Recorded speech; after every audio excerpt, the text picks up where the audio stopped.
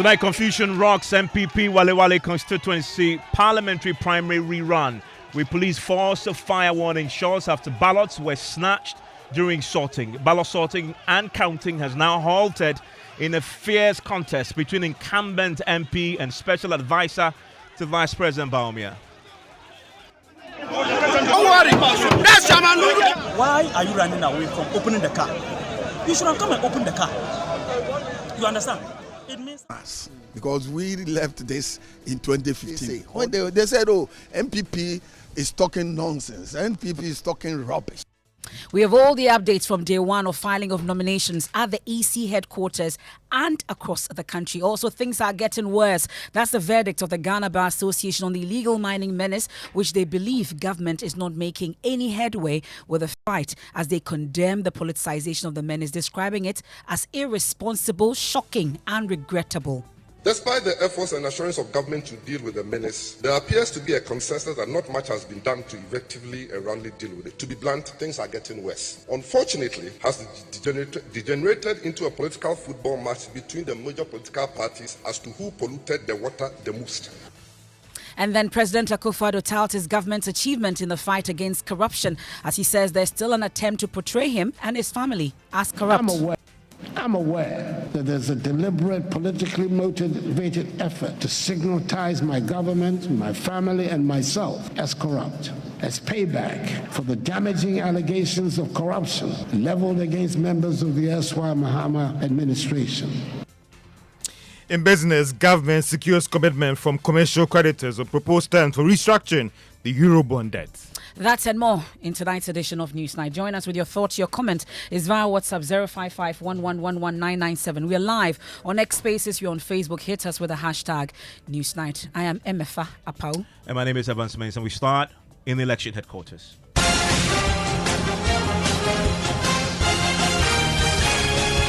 Election Headquarters is brought to you by Petrosol Platinum Energy, energizing dreams. The Chartered Institute of Management Accountants (CIMA) and the American Institute of Certified Public Accountants (AICPA), together as the Association of International Certified Professional Accountants. German Ozone Medical Center, alternative therapy, dental, wellness and beauty. Chopbox Technologies, a convenient service, and Youth Bridge Foundation, bridging the gap for positive youth development.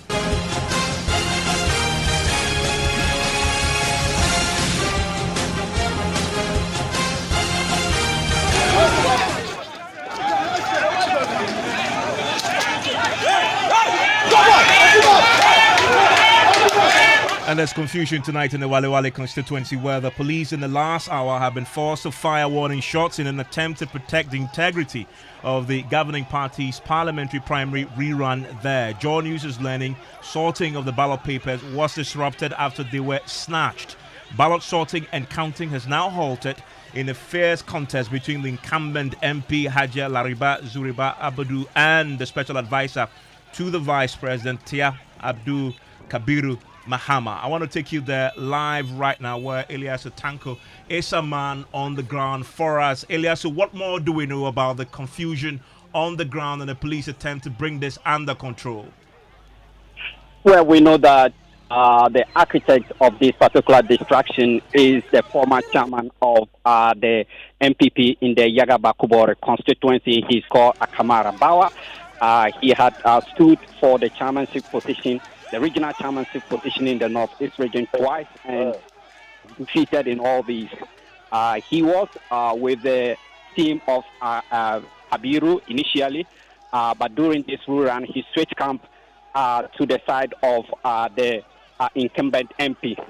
So just about the sorting was ongoing. We counted, they were sorted about 511 for Dr. Kebi. It was at this time that Akamara, coming from nowhere, dashed into the voting center, snatched the entire one of the ballot box itself, and made his way out running, and the police had to chase him, caught him, and then seize the ballot box from him. And as we speak, he is currently in custody alongside this particular scratch ballot box. So we're not talking about ballot paper. They actually took away the ballot box, and I've seen the police very well armed attempting to bring that under control. Exactly. I mean, in fact, according to our police sources, when he entered the voting ground initially, the police asked him what he was doing, but because they know him to be an executive of the party, they allow him to stay, not knowing that he intended to snatch this particular ballot box. And just about the time that they were sorting for Dr. KB, he then came in and snatched the ballot box, which he took away. The police had to mount a hot chase, and he was arrested. What's the situation on the ground right now? Are things back under control? Not really. It's a bit chaotic. There's a whole lot of allegations against the party executives in the region. Supporters of Dr. KB are claiming loudly and clear that there is a machination to steal, if you like, rig the election for the incumbent member of parliament. And so the police, the situation, even though they have taken back this particular snatch ballot box, they are still trying to bring the people back to see if they will establish calm for counting to begin. And I'm watching the videos that we're seeing that you sent to us. I see that a police vehicle actually drove away with the ballot box. Exactly, and it was being taken to it was being taken to the police headquarters, the municipal police headquarters in Walewale, where we have the ballot box currently in there, plus Akamara Bawa, who did the snatching. And this individual, you say he is a known party official in that particular constituency. He is currently behind bars, you know. Yes, exactly. Like I said, he was a former chairman of the NPP in the Mampurgu Mwaduri or Yagaba Kubore constituency. Initially, on January 27th, he was on the side of KB, but after the court case and the court declared that this election should be rerun, he switched camp to Haji Alariba. He was a very respectable figure among the NPP in that particular constituency, and many people least expected this action from him. What about the ECO officers on the ground? Are they safe? Are the police giving them protection? Yes, there is enough police officers, nearly 350 joint security forces, most of them being police officers who are unarmed. We have nearly 20 armed soldiers who are also currently standing by. So there is enough security from the beginning of this particular election. And like I said, the police did not expect such an executive, such a respectful figure to conduct himself in this way. That is why they first of all allow him into the voting ground in the first place. And I guess there is no idea, nobody has an idea when this will resume, the counting, the sorting. Nobody has an idea when this will happen. Not at all. Not at all. I mean, people, one supporter that I spoke to said they are aware of this particular machination. He said they are aware the executive want to repeat what they did in Yendi constituency, and they are going to resist this with all their might, and they are giving indication to confront or to, refuse any particular declaration unless KB is declared the winner of this particular election. Like I said, mostly the sorting, KB's votes were being sorted first. And like I said, about 514 were sorted for KB, and this particular incident happened. So there's a distraction. Authorities are trying to, establish calm, but it's been very difficult here in Walewale. Ilyasu, thank you very much. And as we've been talking, we've been seeing the videos coming from our correspondent on the ground. You can watch this on our social media platforms. So how is the party dealing with this, considering that the suspect in question, who is accused of snatching the ballot box, is a known former chairman of the party in the Yagaba-Kubori constituency? I want to bring in Masaudu Osman, is the national third vice chairman of the NPP. He was tasked to supervise the elections there. There's Rerun, and thankfully he joins us now with some clarity. Thank you very much, Osman, for your time here on Newsnight. What do you know about this particular incident and the alleged involvement of the former chairman of your party in the Yagaba-Kubori constituency? Good evening, Mr. Evans. Great to have you. Yeah, thank you for the opportunity. Mr. Ivan, I want to clear something out there. When your reporter, I think he has reported wrongly. What he said, I think that's not the truth. What he said, I'm surprised and I'm shocked that your reporter is giving that reportage, because you came to my end and interviewed me. Mr. Evans, the truth is that your reporter said they have counted. No counting has been done in the voting center. Well, he talked about sorting. No counting. Nobody has been counted any ballot for any candidate. Well, he talks about sorting. We were sorting the ballot. Yes, he talked about sorting. We were not yet ended sorting. We were sorting the ballot. We were not yet ending sorting the ballot. We were almost to sort the ballot, and this unfortunate incident happened. You're actually saying the same thing he told us. He talks about sorting was underway when this happened. This snatching of the ballot box happened. Come again. He talks about sorting. He said sorting was underway when this ballot snatching actually happened. But I can hear him mention a figure about 500 and something has been counted for one particular candidate, which is not true. It is not true. Nobody started counting. Nobody started counting. It was sorted. They were sorting, and sorting is not yet even ended when the unfortunate incident happened. All things is that we have started voting peacefully. Delegates have come and cast their vote peacefully until when it's about 4 p.m. when voting has ended and we start sorting. So we are on our way sorting the ballot. We're almost done with the sorting, and unknown person, me, I don't know him. That Kamara, I don't know him anywhere because I'm from national to supervise this election in Walewale. That Kamara guy, I don't know him. But what I witnessed, there, and what I witnessed there, it was a give and take between the Kamara, and one agent of Kabiru. I don't know what happened before. I've heard the Kamara push Dr. Kabiru agent. He pushed him, and the Kabiru agent to hate him. So that is where they clash each other, and then the ballot papers on the table scattered. When he scattered, quickly the police have intervened and collect all the ballot. All the ballot paper, God so being good, no ballot paper has been destroyed. All the ballot has been collected and stored in the hand of the police. Currently, Evans, when I'm talking to, we are in the Walewale police station waiting for both candidates to come with their agent.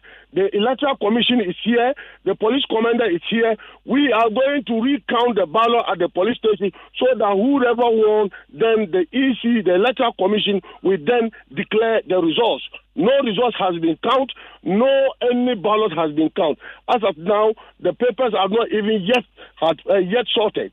It is the custody of the police.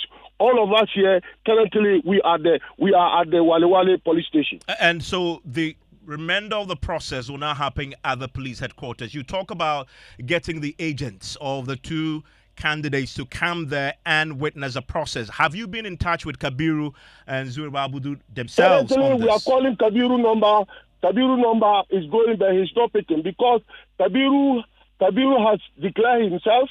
People, I can see in Walewale town, he's climbed on top of car. They have put powder on his face. They were running, shouting that Kabiru has won, which is not true. As of now that I'm talking to you, Mr. Evans, all of us, the electoral commission is here. We are all here waiting for Kabiru and his agent to come so that counting will continue. What about the agents? What about the electoral commission? What about the agents of Akufo-Addo? Are they also there on the ground? Have you reached the incumbent? As of now, because of the scattered, everybody scattered. So as of now, there is a huge crowd. I even managed with military intervention before I even came to the Walewale police station. So now we have contacted both of them. For Hajia Larba, we have got her. We call her. She's on her way coming. Kabiru, as of now that I'm talking to you, we call Kabiru. The phone is belling, but he's not picking. I don't know what. Maybe after. Maybe when you see the missed call, he will come. But currently, the situation now in Walewale is that no candidate has been declared as a winner. No counting has been done. It's only sorting, and the sorting is not even yet ended. It's during the sorting that this unfortunate incident happened, Mr. Evans. Thank you very much. That's Masaudu Osman, there's the National Third Vice Chairman of the NPP, and he had responsibility, dispatched by the national officers, to go to the Walewale constituency to supervise the process, which, as you know, has turned very chaotic. The police now, they have custody of the ballot boxes and the ballot papers. As he's explaining to us, that will now happen at the police headquarters. Thankfully, Gabriel Menu is the regional director of the Electoral Commission. He's also joining us right now on this unfolding story in Walewale tonight. If you're just joining us, there's been chaos at the NPP parliamentary primary rerun in Walewale. That has led to a situation where the police have taken custody of the ballot boxes. Warning shots were fired as we've been hearing. The process was disrupted following, as if you listen to what Masaudu Osman is saying, a scuffle broke out between these two individuals who are known to be supporters of two of the candidates in this process. Gabriel Menu joins us now. Mr. Menu, thanks for your time here on Newsnight. What can you tell us from the EC's point of view? What really happened? What disrupted this process? Oh, thank you very much, and good evening to your listeners. Yeah, you are here in Walewale, Northeast Regional. The NPP had their primaries. The first one was annulled. Then today, the court said that we should continue the election. We started the process in the morning. Everything went on well. So we finished the voting successfully. Then we started sorting. Just about 10 people, 10 ballot papers.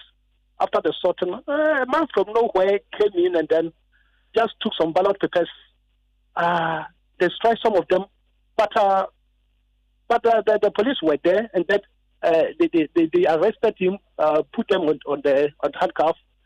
Then everything was intact. All the ballot papers right now are intact. We brought them at the police station.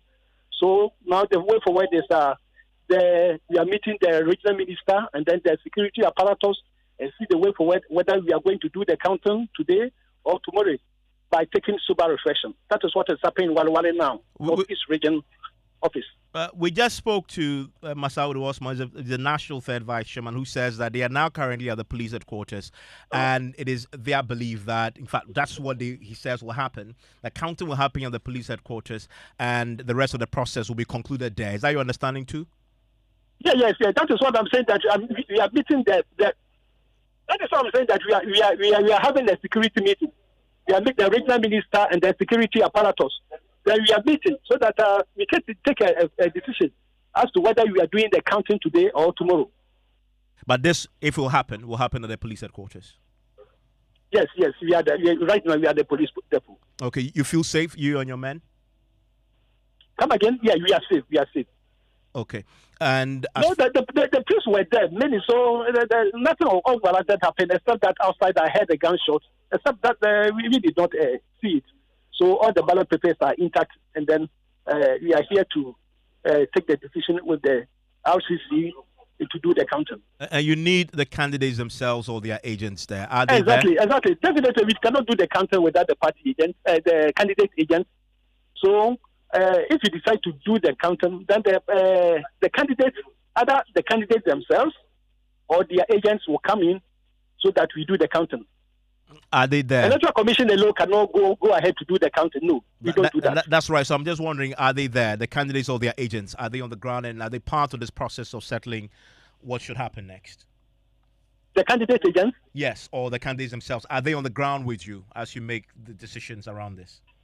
No, I've not seen them. No, I've left the center and I've come to the police depot here. But they were around during the voting. Thank you very much. And we know the agents. We started everything well. So when you call them, when they come, then we do the counting. Thank you very much. That there is Gabriel Amenu, who is the regional director of the Electoral Commission, speaking to us about the unfolding situation in Walewale tonight, where the process to elect a parliamentary candidate on the ticket of the NPP in that constituency has been disrupted. Our reporter tells us that there have been a warning shot fired. We've seen the videos where the police were forced to take control and take the ballot boxes away. The EC director's account is slightly different from what we heard from the National Third Vice Chairman. He says this individual actually snatched the ballot boxes and the papers, and that is really what sparked this, which is in line with what we heard from our reporter also on this particular matter. We watch this very closely. Well, let's stay a while longer in the election headquarters. A lot happening on the election front, and the NDC tonight is set to hit the streets in a nationwide demonstration against the Electoral Commission. Well, the protest scheduled for September 17 in all regional capitals across the country is the NDC's next move to compel the EC to clean the current voter register. Well, this was announced by the party's national chairman, Johnson Asiedu Nketia, after filing presidential nominations on behalf of the party's candidate, John Dramani Mahama. We'll get to hear from Johnson Asiedu Nketia, but first, here's EC chairperson Jean Mensah laying down the modalities for the vetting of the nominations. Regulation 7 of CI 127 enjoins a presidential candidate to complete and sign 4 copies of the nomination forms. Additionally, the forms are to be signed by no less than 2 persons who are registered voters in the area of authority of each district assembly. By law, the presidential candidate is also required to designate a person to serve as his or her vice presidential candidate. Further, the presidential candidate is required to deliver the forms to the Commission on the date prescribed by the Commission. As part of the Commission's efforts to ensure a transparent, credible, and accountable process, the Commission has developed a detailed checklist that embodies the criteria to be satisfied by presidential candidates as prescribed by law.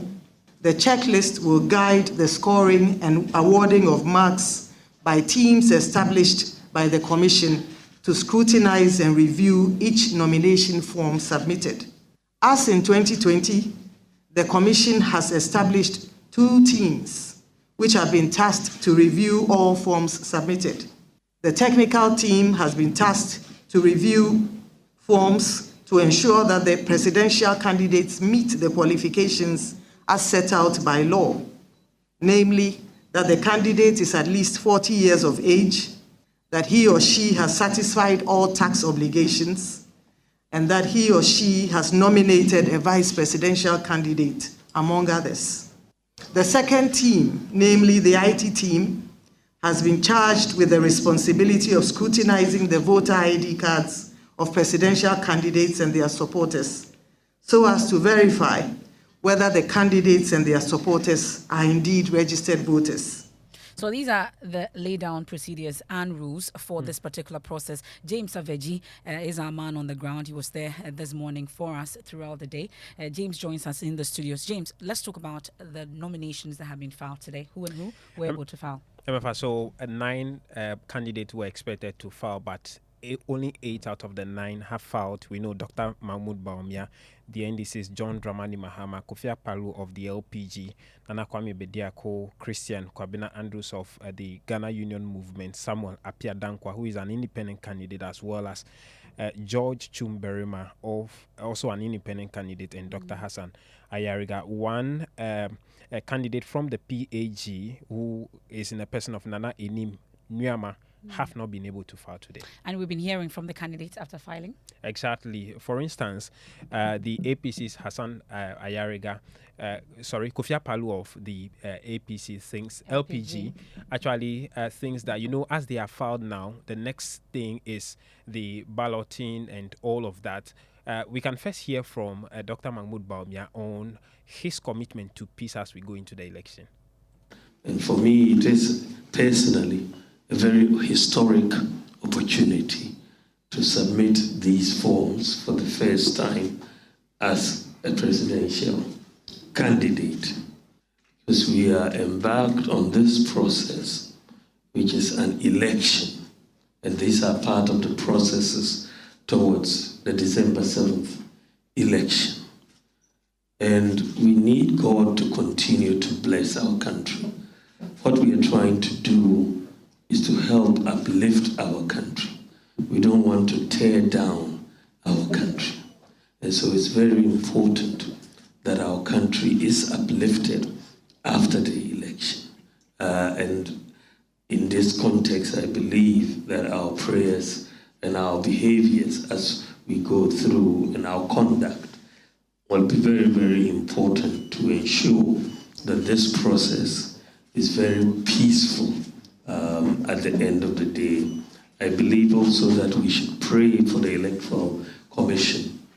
They do a very, very difficult job, probably the most difficult job, because whenever you go into an election, you're either going to win or lose, and usually the EC is the scapegoat for people who may not have won. I believe the EC will live up to the task.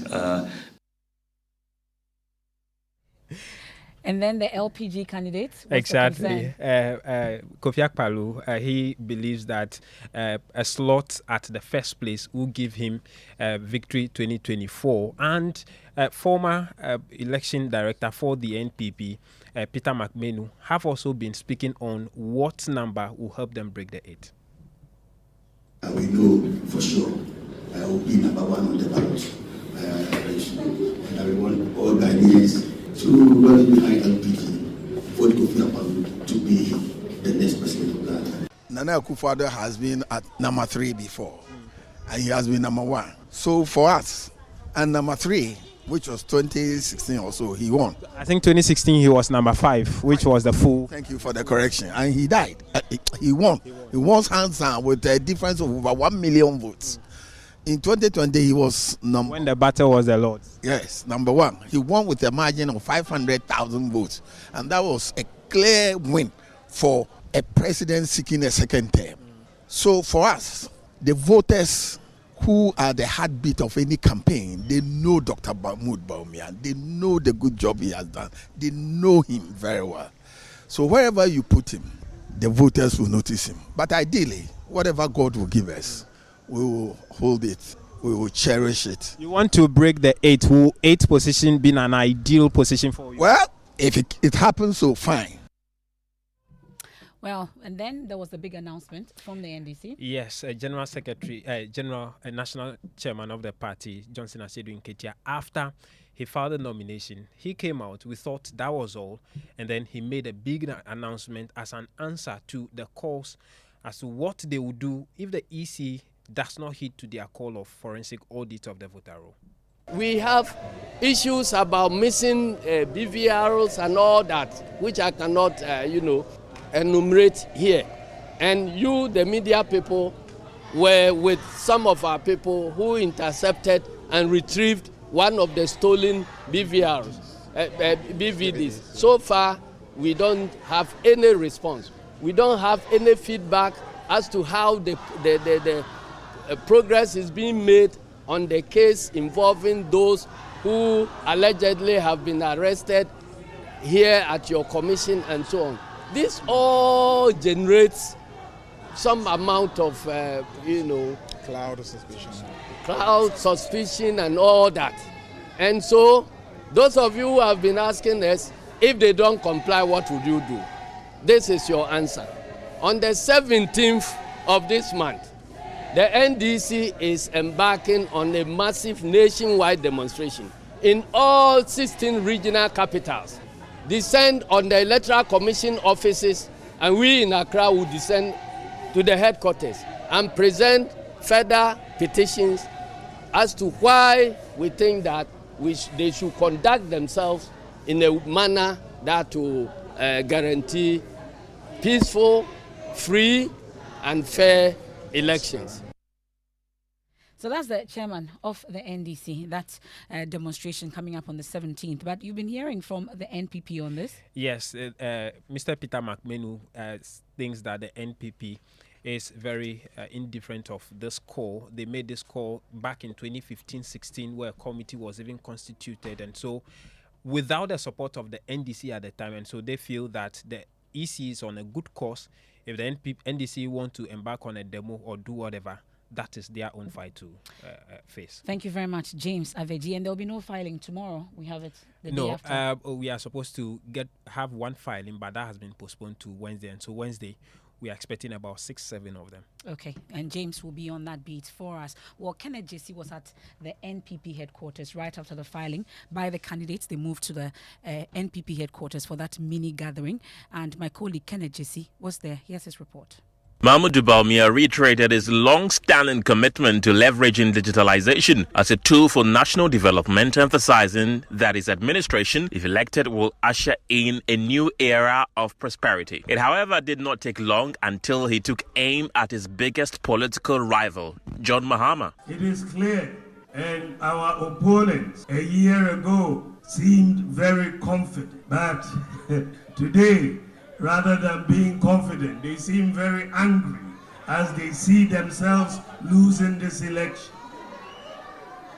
He did not even have enough money to have chalk in schools.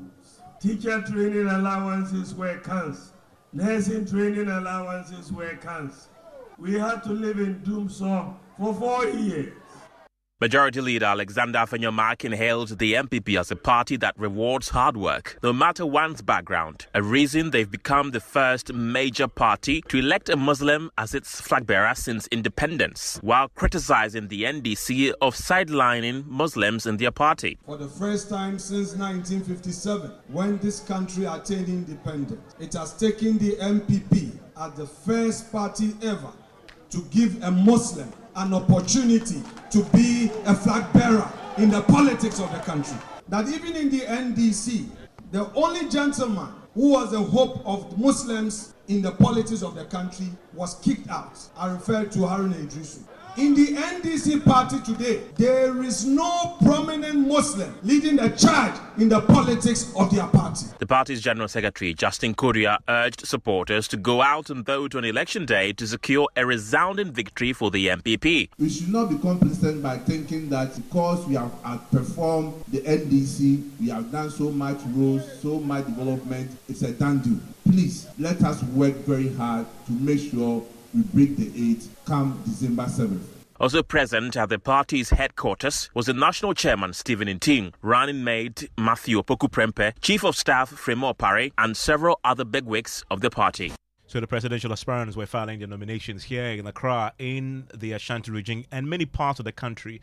Members who want to go to parliament in the constituencies. I'm talking about the aspiring members of parliament have also been filing their nominations. Let's go to the Ashanti region where some of the candidates filed. My colleague Nanabuachi Yadom has this report. The Electoral Commission of Ghana officially commenced the process of receiving nominations from aspiring presidential and parliamentary candidates, making an essential milestone towards the upcoming general elections slated for December 7. In the Ashanti region, some aspirant and incumbent MPs filed their nominations with high hopes of securing another term in office. In my constituency, there is no doubt that this election, though we believe every election is important to us, there's no doubt that this election, Dr. Mahmoud Bawumia is going to be victorious. Yes, I believe that not every single thing that we needed to do has been done. Yes, but if you look at the manifesto that we presented to this country, about 78 to 84% of it is being done. At least that is an A score, and people are going to look up to that and vote for us again, for His Excellency Dr. Mahmoud Bawumia and Honorable Dr. Matthew Opoku-Prempeh to become the next leaders of this country, and Akufo-Addo to become the continue with the work that I'm doing in Menshano as the second-term member of parliament for Menshano constituency. In the Aswanse constituency, the New Patriotic Party's parliamentary aspirant Manaf Ibrahim filed his nomination to contest incumbent MP Muntaka Mubarak. Flanked by party supporters, Manaf is hopeful of securing victory. He has called for unity to break the long rule of the incumbent MP. I have been talking to the constituents for about a year now.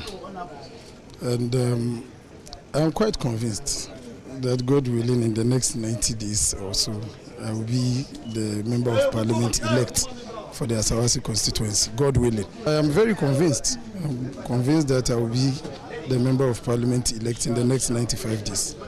Can you face off Muntaka in the Asawasi constituency? I'm actually not facing off Muntaka. I'm actually talking to the constituents to give me the constituency. That is not his. The people, the sovereignty resides with them. And once they decide I should be the MP, there is basically nothing he can do. For Joy News, Nana Boache Dankwa Yadom, Kumasi. And let me take you to the Upper West region now, where the Upper West region member of parliament for the Wa East constituency has warned that the NDC will not tolerate any manipulation of the electoral process, stating that the party is fed up with sacrificing the will of the people in the name of peace. Upper West regional correspondent Rafiq Salam has more. Stalwarts of the National Democratic Congress, constituency and branch executives, and CEO supporters of the party in the Wa East constituency accompanied Deputy Ranking Member of Parliamentary Committee on Agriculture and Member of Parliament for Wa East, Dr. Godfrey Sedu Jasau, to file his nomination for a second-term bid in Parliament.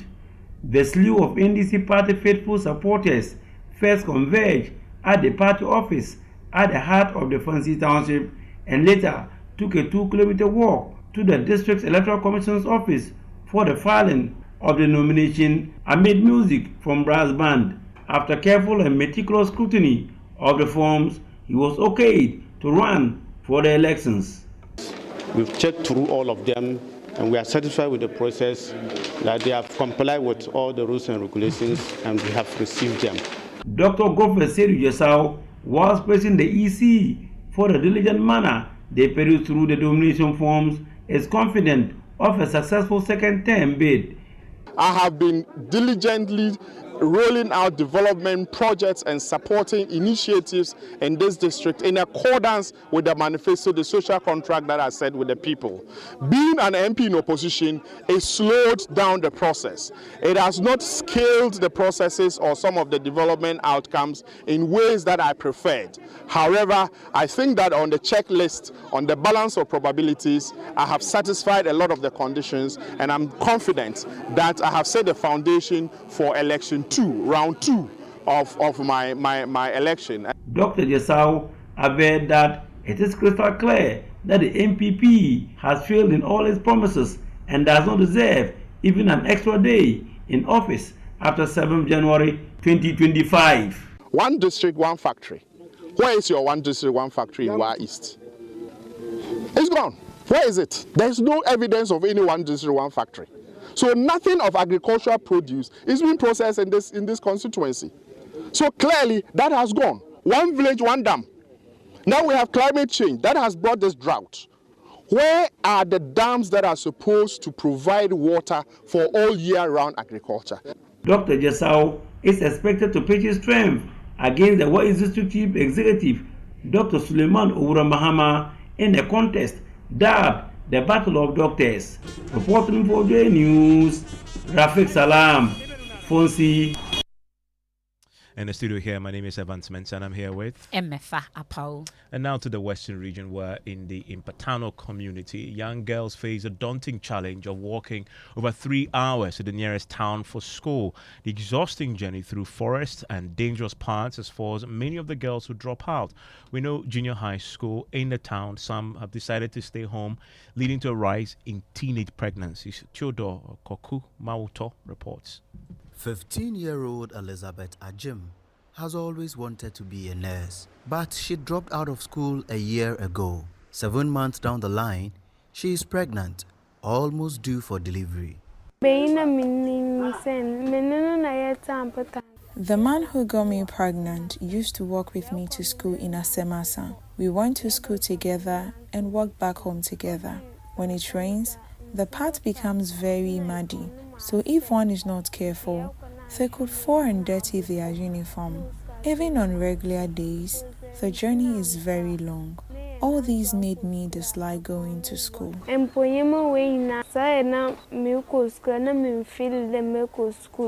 Elizabeth is one of several other girls in Ampatano, a town in the western region of Ghana, who could not take the long walk through thick forest and perilous paths to school in the next town, Asemasa. I wanted to be a nurse, but when I look at my situation now, I can't be a nurse anymore. Ampatano has no JHS, but this is not a new problem. Even the primary school in the town was started 3 years ago and currently is held under a shed and in the Catholic Church building. Class 4 and class 5.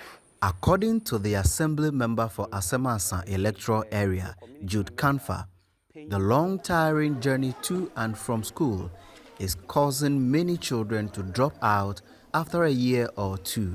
When they drop out from the school, then they started dating with the boys. So within 14, 15 years, they got the pregnancy, then the life jeopardized. It is almost 9 o'clock. More than an hour after classes were due to start, the students from Ampatano have now arrived. Straight away, they are engaged in academic work. No time to catch their breath. When you look on your body, when teaching and learning is going on, you see them sleeping. Some of them, sometimes even what to eat before coming becomes a problem. Children like those here in Ampatano have to brave perilous odds to enjoy what should be their right. A look at these children begs the question, what would it take to build a 9-unit classroom block for the children of Ampatano? And my name is Evans Mensah. I'm here with MFR Power. Also joining me right now is George Yafe, and he has business. Hello, George. Hi, Evans. I'm coming up in business.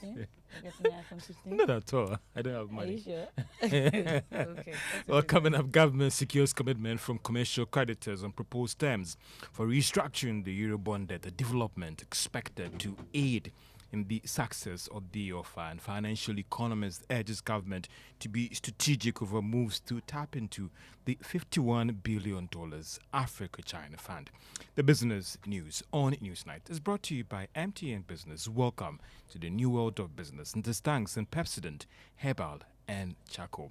Let's now settle for the details. And government has secured commitment from the commercial creditors on the proposed terms for restructuring the Eurobond debt. There is more in the following Business Desk report. Joy Business understands that formal communication was sent to government last week just before the offer to restructure the $13 billion was launched. This development should mean that necessary commitments have been secured to ensure that the offer becomes successful in terms of having majority of the commercial creditors exchange their old bonds for new ones. Sources say these creditors have argued that the terms that government has put forward is in line with what was agreed with them earlier this year. We are also learning that the commitment was very important because it was needed before government could have gone ahead with the debt exchange program for the Eurobond holders. We started on September 5, 2024 and is expected to end on September 13, 2024. But to ensure that government is not overtaken by events, the Finance Ministry is also offering some compensation to investors to try and convince them to fully participate in the offer. And that is a Business Desk report. Now, financial economist Professor Lord Mensah is asking government to be strategic in accessing the new funding from China. At the end of the Africa Partnership Summit in China, established $51 billion fund targeted at infrastructure projects on the continent. Government has indicated that it is currently understudying the conditions and may soon apply to draw down some of the funding. But Dr. Lord Mensah says government must tread cautiously in making this request. We should be careful, and get to know the package. If it's a type of fund that we're going to borrow, come into the pool of government, which is not directed towards any, project, then I'm afraid I would say that we shouldn't go in that direction. But then I like the bit of private sector financing because you're looking at possibility of, private individuals having access to funding, and which Ghana is struggling as we speak now, high interest rate levels and all those. So if we get an external funds that will come into the country to come and serve that purpose through the banks, right? Because the reason why I'm emphasizing on the banks is that, the banks have the technical know-how to determine which sectors of the economy are doing well and all those. So effectively, I'm happy that, such a fund is being made available by the Chinese government. And financial economist Professor Lord Mensah. Now, banking consultant Dr. Richmond Ituahene has highlighted the state of helplessness of some banks as they move to place fresh charges on foreign currency accounts. It followed the decision of some banks to place as much as $30 as maintenance fee on some foreign currency accounts at the end of each month, starting from August. The Twahine argued that some of these banks are just responding to the cost of operations fueled by the increase in the cash reserve requirements coming from the Bank of Ghana. I think in June, I did a paper about higher cash reserve. And I specifically put my argument on those who have higher foreign deposits. Because at the beginning of the year, if the dollar was 11.2 and you provided 10% of the 11.2 at that time, or 10% of that time, and today, the same dollar, you're being forced to provide 10% of, say, 160. It means that you're locking yourself out in something you cannot do anything with. So the banks have realized that if they are to provide more at central bank, why don't we pass on some of the cost to your customers? If your customer decide to do it, you move it $20. And I'm told some of the banks are even charging $30, those who are foreign currency. All that they want you to do that, they want you to reduce the amount of your foreign cash or foreign holdings with. Dr. Richmond Twahine is a banking consultant. Now, the Ghana Integrated Aluminium Development Corporation has expressed confidence in increase in production capacity of bauxite going forward. Now, this comes after Parliament in June passed the mining lease for the Ghana Bauxite Company, allowing mining in that country. Now, the senior technical manager at the Ghana Integrated Aluminium Development Corporation, Dr. Kwabena Mensah, said the move by Parliament will boost mining in the country. He spoke to Joy Business at the media engagement on the report of the Ghana Extractive Industries Transparency Initiative for 2001 and 2022. What needs to be done in the case of all other mining leases, it has to be ratified by Parliament, and that is what happened in July.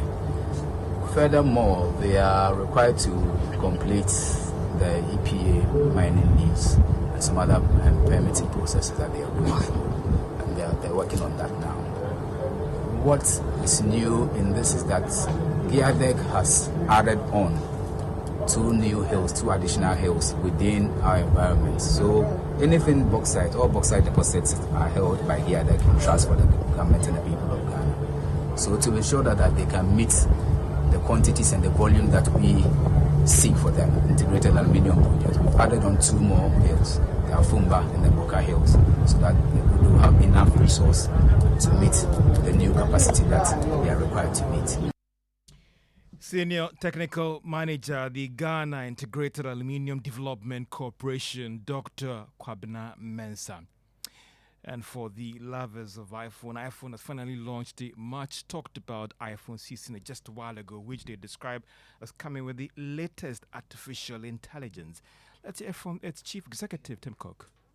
iPhone continues to make a profound impact on all of our lives. Its power and capability enable us to get so much done so quickly and so easily, like connecting with our family and friends, staying productive on the go, and capturing life's special moments.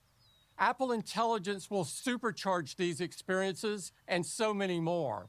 It puts powerful generative models right at the core of your iPhone, making it even more useful and delightful. The next generation of iPhone has been designed for Apple Intelligence from the ground up. It marks the beginning of an exciting new era, and here it is. And that is the chief executive of Apple, that is Tim Cook, giving us, filling us in on the new features of its advanced iPhone 16 module. And I know lovers like promises to get me one. MFA is already placing an order to get it in September. September. You know the phone I use? Which phone? I don't care about what the phone you use, please. I only buy phones I use. Eh? I only buy phones. So that's one. That's what you're going to buy for me. Yes, I'm buying one of these. Hello, Ms. Bao. Hello, Evans. Hello, Evans. Of course, the Black Stars just played a game about an hour ago, and they failed to pick up a win in the second game of the 2025 African Cup of Nations qualifier. Well, they were held to a 1-1 draw earlier today in Morocco against Niger. It was right back Ali Seidu who opened the score in the 44th minute of the game, firing a very swerving effort past the Niger goalkeeper. Well, in fact, prior to his goal, Inaki William should have broken the deadlock in the first minutes of the game, but his header did go wide. 10 minutes to go. Umar Sako, Nigerian forward, leveled the score for their side in the Black Stars balk. Following the equalizer, Nigeria managed to hold on to ensure the game ended in a stalemate. The result means that Ghana picked up just 1 point in the opening 2 games of the 2025 AFCON qualifiers. We are waiting to see what will be the outcome of the game between Angola and Sudan. But what really is wrong with the Black Stars and why did they underperform today? Here's Sicho Atrim, who has been given an insight into that. It hasn't mattered who the coach has been, right? But the team and even the coaches have a huge psychological problem going into games as far as the Black Stars are concerned. The team has failed for so long that what should have been a confident thing for them to do when they put on the jersey, now they fear to fail. And people normally discredit the importance of prepping players mentally and psychologically when they come here to Ghana. Because every single time I've seen these boys play, and even for the coaches, they've looked timid, they've looked shy, they've looked afraid, they've looked like people who don't want to take any risk and they don't want to carry any blame or whatsoever when the Black Stars have won a game or have lost a game, right? So everybody's playing within their own self. Nobody really is confident to step it up. Well, some think is a psychological problem. Not sure what you think, Evans. Likewise, I really don't know what is it with the Black Stars. That's it for sports, Evans. Well, we know something that is wrong. Illegal mining. Well, the Ghana Bar Association has delivered a damning verdict on Galamsey, declaring that things are only getting worse. We can hear from the GBA president speaking at the bar conference today. Let us also not forget in haste that Galamsey is still with us and wreaking havoc on our forests, water bodies, and the livelihoods of thousands of families whose farmlands and crops have been affected. Galamsey or illegal mining is still a topical issue that deserves comment. The harmful effects of Galamsey are all around us. Despite the efforts and assurance of government to deal with the menace, there appears to be a consensus that not much has been done to effectively and roundly deal with it. To be blunt, things are getting worse. An issue which poses and is essentially straight to our nation so severe that His Excellency the President put his presidency on the line, unfortunately has degenerated into a political football match between the major political parties as to who polluted the water the most. It was quite shocking and most regrettable when a member of the leadership of Parliament on the floor of Parliament stated that the minority party during this period in government polluted the waters of Ghana more than the ruling party. Such a responsible statement by a member of Parliament is symptomatic of the malaise affecting our dear nation. Every issue must be reduced to partisan point scoring while our nations bleeds dry. It reveals an uncaring political elite only interested in holding lofty positions in government. And the GBA has spoken about illegal mining at the bar conference ongoing. Now, 1 month after being recognized for his impact in rural livelihood empowerment, a 2024 Joy News Impact Awardee, Dr. Kwame Sakwa-Addo, has bought bicycles with his cash prize for 10 school children in Donkokrom in the Eastern region. He has also trained over 100 more locals in honey making to support their livelihood. Joy News' Caleb Mensah has the more. It is a gathering of school children, parents, teachers, and locals, all with faces beaming with joy. The community hero is here to change their story. For the school children, at least 10 of them, for now, walking 6 kilometers to school and back is now a thing of the past, thanks to Dr. Addo's feats as Joy News Impact Maker Awardee. 2 of the beneficiaries of his benevolence, Edward Williams, a teacher, and Naomi Aye, a student, could not hide their joy and the relief the intervention brings to them. This particular training is important and it's going to go a long way to help me and then the children back at school who join the bus club. These bicycles will help us not to walk a long distance to our school. God bless Bees for Developments Ghana for helping us. Dr. Addo says the donation is in fulfillment of his commitment to the impact he has set out to make. I've come this week to support them further. We've selected 6 basic schools. We will establish bus clubs. And to start, we will train 2 teachers from each of the schools and train them to handle these children, to further encourage the children to learn about peace and also to keep the environment intact. The 2024 Joy News Impact Makers Award is the second edition since its inception. 10 nominees were recognized in various fields of endeavor aimed to promote community development. Caleb Menson's report for Joy News. The Media Organization of the Year 2023. Is your guess as good as what is here? It's Multimedia Ghana Limited. And in fact, Yaba. Yeah. Yeah, that's us. And by the way, that's one of the biggest announcements last weekend, over the weekend indeed, that we're announcing our winner at the 31st Chartered Institute of Marketing Performance Awards night. The group swept 4 awards, namely the Media Group of the Year, the Online Portal of the Year, that's myjoyonline.com, and the Radio Program of the Year, Sempa FM's Ecosystem. George Yafe has the rest of the story. The awards, which has become the standard for measuring marketing excellence in Ghana, but all those who matter in the corporate space to gather at the plush Labadi Beach Hotel. Multimedia Group on that night won all the awards when it comes to the media space. Here is the announcement that preceded the awards presentation for that night. The Media Organization of the Year 2023. Is your guess as good as what is here? The winner of these awards is Multimedia Ghana Limited. Congratulations to you. Multimedia Ghana Limited. The next award category is the Online News Portal of the Year 2023. Ladies and gentlemen, the Online News Portal of the Year 2023 goes to My Joy Online. Also, the radio program of the year went to a Sempa FM show, Ecosystem. Meanwhile, Emmanuel Jivenu's special feature on the plight of 2 disabled students at the University of Ghana won the Presidential Special Award. Esther Boedu, student, University of Ghana, and her bosom friend, Miss Felicity Wedava Ajure, who is also student of the University of Ghana.